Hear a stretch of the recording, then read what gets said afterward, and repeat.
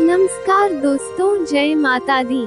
नवरात्रि की पूजा आरंभ करने से पहले कलश स्थापना या घट स्थापना का विधान है।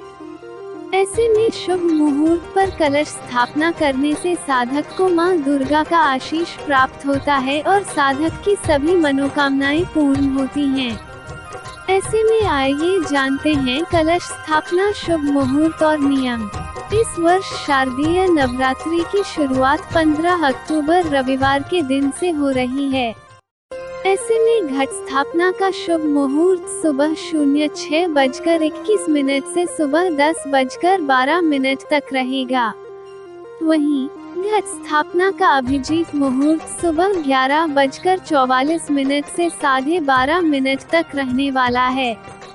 शुभ मुहूर्त में विधि विधान के साथ स्थापित किया गया कलश साधक के परिवार में सुख, संपन्नता और आरोग्य लेकर आता है। घट स्थापना के लिए आप मिट्टी, सोना, चांदी या तांबे के कलश का प्रयोग कर सकते हैं, लेकिन इनके स्थान पर लोहे या स्टील के कलश का उपयोग करना शुभ नहीं माना जाता।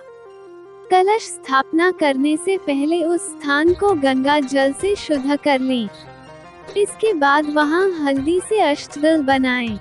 इसके बाद कलश में शुद्ध जल लेकर उसमें हल्दी, अक्षत, लौंग, सिक्का, इलायची, पान और फूल डालें। फिर कलश के ऊपर रोली से स्वास्तिक बनाएं। अब कलश को स्थापित करते हुए मां भगवती का आह्वान करें। कलश की स्थापना के दौरान दिशा का ध्यान रखना जरूरी है। आप कलश स्थापना के लिए घर की पूर्व या उत्तर दिशा का चयन कर सकते हैं, क्योंकि वास्तु की दृष्टि से भी इन दिशाओं को बहुत ही शुभ माना गया है। देवी मां को 9 दिन ये लगाएं भोग। पहला दिन मां शैलपुत्री को कलाकंद का भोग लगाना चाहिए। गाय के दूध से बनी मिठाई का भोग लगाना शुभ होता है। दूसरा दिन मां ब्रह्मचारिणी की पूजा की जाता है।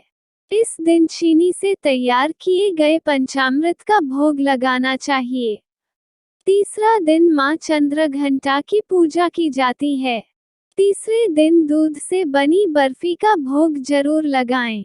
चौथा दिन मां कुष्मांडा को मालपुए का भोग लगाना चाहिए। इस भोग को लगाने से देवी मां प्रसन्न होती है। पांचवें दिन मां स्कंदमाता को केले का भोग लगाना चाहिए। नवरात्रि में छठवां दिन मां कात्यायनी को समर्पित होता है। इस दिन देवी मां को पान का भोग लगाना चाहिए। सातवां दिन मां काली की पूजा जाता है। इस दिन गुड़ की बनी मिठाई का भोग लगाना चाहिए। आठवां दिन मां महागौरी की पूजा आराधना की जाती है। देवी मां को नारियल से बनी मिठाई का भोग लगाना चाहिए। नवरात्रि में 9वां दिन माता सिद्धिदात्री की पूजा की जाती है। इस दिन सूजी के हलवा, पूरी और काले चने का भोग लगाना चाहिए।